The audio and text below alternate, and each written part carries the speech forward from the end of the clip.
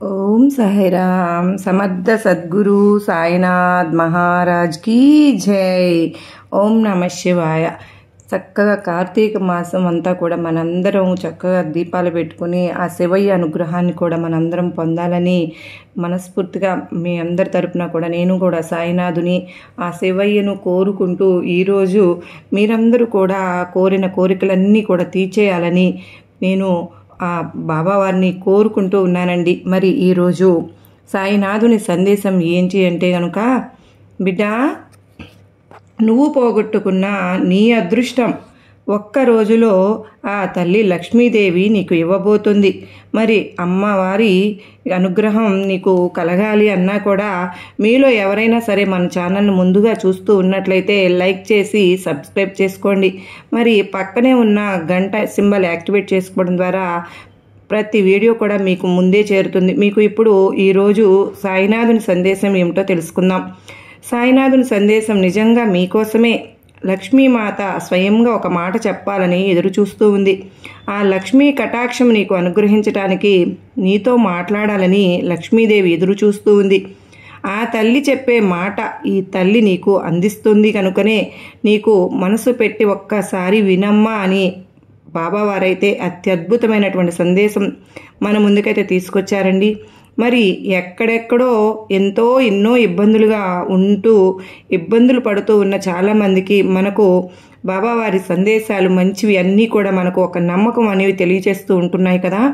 మరి సాయినాథునికి మనం చక్కగా పూజ చేసుకుంటాము. అన్నింట్లోనూ మంచి ఎవరు ఏం చెప్తే అది చేస్తూ ఉంటాము. అది మన నమ్మకమే. మనకు అందరికీ కూడా 100% నమ్మకంతో గనక కనెక్ట్ అయితే మనకు చక్కని పరిష్కారం ద్వారా బాబావారు చూపిస్తూ ఉన్నారు. ఎటువంటి సమస్యకైనా సరే చక్కని పరిష్కారం సాయినాథుడు చూపిస్తున్నారని ఎంతోమంది చెప్తూ ఉంటారు. మనం కూడా తెలుసుకుంటూ ఉన్నాం. సాయినాథుని సందేశాల ద్వారా చాలా సంతోషంగా ఈ రోజున జీవిస్తున్నాము అని చెప్పేవాళ్ళు ఎంతోమంది ఉన్నారు. మరి సాయినాథుడు మనకు ఈరోజు లక్ష్మీ కటాక్షం కూడా ఈ కార్తీక మాసంలో లభిస్తుంది అని చెప్పి ఉన్నారు. మరి సాయినాథుని మాట పొల్లుపోదని మనందరికీ తెలుసు కదండి.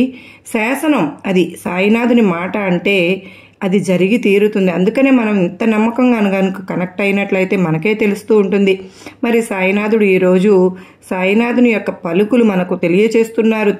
బిడ్డ, ఈరోజు నాకు కటాక్షం, లక్ష్మీ కటాక్షం లభిస్తుంది ఉంది అంటే సాయినాథుని కృప వలన ఆలస్యం చేయకుండా సాయినాథుడు మన కోసం ఏమి సందేశం మన ముందుకు తీసుకుని వచ్చారో ఈ కార్తీక మాసంలో దాన్ని పూర్తిగా వింటేనే కదండి మనకు తెలుస్తుంది.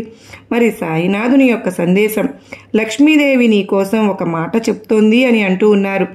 తల్లి, దీపావళి తరువాత వచ్చినటువంటి ఈ కానుకగా నీకు నేను రాజయోగాన్ని సిద్ధించే ప్రాప్తం అనేది కలిగింది కనుకనే అమ్మవారు నీకోసమే ఈ యొక్క మాట చెప్పడానికి స్వయంగా వచ్చారు. నువ్వు గాని నన్ను ప్రతిరోజు కొలచి నేను చెప్పిన మాట అసలు నువ్వు కాని నమ్మకం అనేది ఉంటే ఆ మాట జరిగే తీరుతుందమ్మా. నువ్వు నాకు ఒక నమ్మకం పెట్టి ఒకటి ఉంచు. రేపటి రోజున నీ ఇంట్లో లక్ష్మీ కటాక్షం అనేది కలుగుతుంది. అంటే ఆ లక్ష్మీదేవి సిరి సంపదలు నీ ఇంట్లో అడుగు పెట్టబోతున్నాయి. పెట్టింది అంటే ఆ తల్లిని నువ్వు ఆహ్వానించావు అంటే నువ్వు మంచి మనసున్న బిడ్డవు కనుకనే అంతటి దైవశక్తి నీ దగ్గరకు రావాలని ఎంతగానో ఆతృతగా ఉంది. మరి ఆ తల్లి బిడ్డవైన నీకు మంచి లక్షణాలే, అన్ని మంచి లక్షణాలు అలవడినాయి. ఆ తల్లి మహాలక్ష్మి మాతగా నీ దగ్గరకు వచ్చి 10 కోట్లకు అధిగమించాలని నిర్ణయించుకుంది.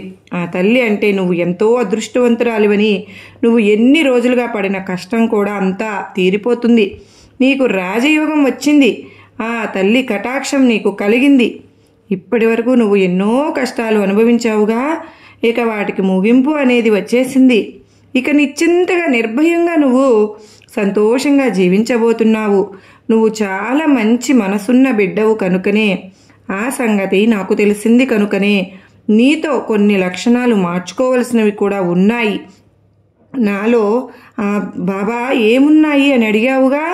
నేను మంచిగానే ఉంటున్నాను కదా బాబా, చెప్పినట్లు వింటున్నాను కదా బాబా, మీరు చెప్పినట్లే నువ్వు ఉన్నావమ్మా. అవును, కానీ పనులన్నీ చేస్తూనే ఉన్నావు, అలాగే ఆలోచిస్తూ కూడా ఉన్నావు. ఆ ఆలోచన అనేది నీ మనసును అతలాకుతలం చేస్తుంది తల్లి. నీ బాబాపై భారం వేస్తున్నావు, కానీ మరలా నీలో నువ్వే ఆలోచిస్తూ ఉన్నావు. అదే నేను నీకు చెప్తూ ఉన్నాను. నువ్వు ఆలోచన సరళి మార్చుకుంటే గనక, ప్రవర్తిస్తుంటే గనక, నడుచుకున్నావు అంటే గనక అందుకు మార్చుకుని తీరాలి అని మాత్రమే చెప్తున్నాను. అంటే అర్థం కాలేదా తల్లి? నేను జాగ్రత్తగా చెప్తాను విను. నీలో ఉన్న మంచి గుణాలు, నీకు లోకజ్ఞానం అనేది తగ్గిపోయింది. ఎవరు ఎలాంటి వారో తెలుసుకోలేకపోతున్నావు. నీ వాళ్ళు ఎవరో, పరాయి వాళ్ళు ఎవరో తెలుసుకోలేకపోతున్నావు. అందరూ నమ్మించి మోసం చేయాలని చెప్పి దగ్గరకు చేరబోతున్నారు. వారు నిజంగా నీకు మంచి చెప్పాలని ఎవరు చూస్తున్నారు, ఎవరు వస్తున్నారు అని చెడు చేయాలని ఎవరు చేస్తున్నారు? నీకు వారి ద్వారా నష్టం కలుగుతుందా, లాభం కలుగుతుందా? వీరిని అసలు నమ్మకస్తులా, మంచివారా కాదా, నా వాళ్ళ కాదా, నాకు మంచి చేసేవాళ్ళ కాదా, ఆ వెనుక నా గురించి ఏదైనా గడప అవతల చెప్పి వెనుక తప్పులు చేయాలని అలాంటివన్నీ కూడా చేస్తారని నీకు తెలుసు. అందుకే మంచి వాళ్ళని ఒక విషయంలో ముందుకు వెళ్తూ అందరినీ గుడ్డిగా నమ్మేస్తూ ఉన్నావు. అది నీ మంచితనము, అమాయకత్వము నాకే తెలియడం లేదు. కానీ అలా మాత్రం ఉండవద్దు. ఎందుకో తెలుసా? ఇది నీ జీవితం కదా. ఎవరో ఏదో అని వెళ్ళిపోతే అది నువ్వు స్వీకరించగలవు. కానీ నువ్వు ఇంత నమ్మకంగా, ఇంత న్యాయంగా ఉన్న నీకు అందరూ మంచి కోరారు, నీకు చెడు కలిగించాలి, నమ్మక ద్రోహం కలిగించారుగా. అది అన్నప్పుడు నీకు ఎంత బాధగా ఉంటుంది చెప్పు. ఆ బాధ నీ బాబాకు తెలుసుకో. కనుకనే నీకు మాట ఇస్తున్నాను. ఎదుటివారు ఎటువంటి వారు నీ ఇంట్లో వారితో గొడవలతో పెట్టాలని చూస్తూ ఉన్నారు. నీ ఇంట్లో వాళ్ళకి నీపై తగాదాలకు ఉసుగొలుపుతూ ఉంటున్నారు. వాళ్ళు ఎవరు?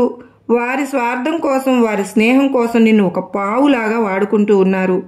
దీనికి నువ్వు బలైపోతున్నావు. కనుకనే నువ్వు ఎవరు ఎలా చేస్తున్నారనేది తెలుసుకోవాల్సిన అవసరం అయితే ఉంది. మరి అందుకే నేను జాగ్రత్తగా నీకు చెప్తున్నాను. నీకు వ్యాపార స్థలంలో అయినా సరే, నీ ఉద్యోగ స్థలంలో అయినా సరే, నీ ముందు పనిచేసే చోట అయినా సరే, నీ చుట్టుపక్కల వారైనా, నీ స్నేహితుల, బంధువుల, ఎవరైనా సరే అవసరం కోసం నిన్ను వాడుకుంటున్నారని మాత్రం అర్థం చేసుకో. నిన్ను మంచిగా వాడుకుంటున్నారు, పొగుడుతున్నారు, నిన్ను బాగా సమర్థిస్తూ ఉన్నారు. ఆ తప్పు, అది కరెక్ట్ అని చెప్పకుండా గుడ్డిగా నిన్ను ఎవరైతే సపోర్ట్ అయితే చేస్తూ ఉన్నారో వాళ్ళకి అసలు నీ వల్ల ఏమి ఉపయోగం, ఏమి ఆశిస్తున్నారు, ఏమి లాభం, ఎందుకు ఇలా చెప్తున్నారు, నేను కరెక్ట్ అయినా, నేను సరైనా, వీళ్ళు నాకు కావాలని చెప్తున్నా, ఇవన్నీ కూడా నువ్వు ఆలోచించాలిగా. అవసరం అయితే ఉందిగా. వారి అవసరాలు తీరడం కోసం నిన్ను బలిపశువుని చేస్తూ ఉన్నారు. మరి తల్లి, నీ దగ్గర ఉన్న ధనాన్ని నీకు కూడా కాకుండా నీ దగ్గర నుంచి వేరు చేయాలని, నీ కుటుంబం కోసం నువ్వు వాడుకోవాలని నువ్వు ఎంతగా ఆరాటపడుతూ ఉన్నావు. కానీ దానిని వాళ్ళు లాగేసుకుంటున్నారు. నిన్ను అవసరానికి బలి చేస్తున్నారు. నీ ఇంట్లో వాళ్ళ దగ్గరే నీకు ఒక శత్రుత్వం అన్నది చేస్తూ ఉన్నారు. నువ్వు వారి వలలో చిక్కుకుపోయావు. కనుకనే రేపటి రోజున ఈ బాబా నీకు సందేశం చెప్పాలని వచ్చాను. మరి నువ్వు చాలా దారుణంగా మోసం పోతున్నావు. కనుకనే ఆ విషయం చెప్పాలనే నీ బాబా నీకు ఈ సందేశాన్ని పంపిస్తున్నాను. ఆ లక్ష్మీమాత నీకు దగ్గర కావాలని నువ్వు వాళ్ళు ఎవరో జాగ్రత్తగా కనిపెట్టు. ఇప్పటికే నీకు అర్థమైపోయింది వాళ్ళు ఎవరో. ఒక్కసారి ఈ బాబాను తలుచుకుని కళ్ళు మూసుకుని నువ్వు నీకు కనిపిస్తున్నటువంటి వారిని ఒక్కసారి గుర్తు చేసుకో. వాళ్ళు ఎవరో నీకు అర్థమవుతుంది. తల్లి, నువ్వు 10 రకాలుగా 10 మందిని నమ్మడం వల్ల వాళ్ళందరూ నీకులాగా ఉన్నారని నువ్వు భావించుకుంటున్నావు. కానీ అలా వాళ్ళు లేరమ్మా. అందరూ కూడా వేరే వేరే మనస్తత్వంలో ఉన్నారు. అందరూ మనలాగే ఉంటారు అనుకోవడం కూడా నీ తప్పే. అందరినీ గుడ్డిగా నమ్మడం కూడా నీ తప్పే. మనకున్న జ్ఞానంతో ఎవరేంటో తెలుసుకోవడం మన కర్తవ్యం. వాళ్ళు చేసేది వాళ్ళు చేస్తూ ఉంటారు. వాళ్ళు ఏం చేస్తున్నారు అనేది మనకు గమనించాలిగా.